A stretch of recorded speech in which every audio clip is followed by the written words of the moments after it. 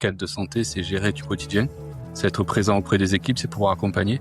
Mais il y a quand même des petits trucs en plus qui peuvent aider à ce que le métier de cadre de santé soit plus agréable à vivre à partir des idées qu'on peut avoir sur le terrain.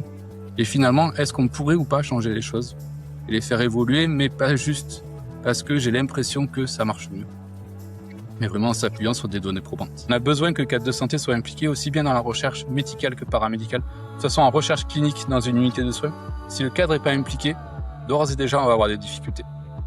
Que aujourd'hui, des recommandations scientifiques sur les soins, ben moi, j'ai envie que demain, elles soient écrites par des soignants qui pratiquent les soins.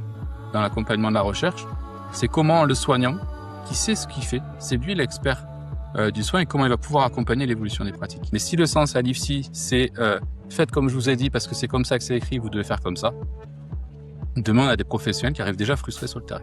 Quel sens on y mettait à faire une compresse en parachute plutôt que plier en 4? Et quand vous avez un aide-soignant de votre établissement qui est allé en congrès à l'autre bout du monde ou un manipulateur radio qui va à Chicago présenter ses résultats, mais forcément pour les autres, ah ben oui, si je travaille là et que je m'implique, peut-être que moi aussi un jour je pourrais.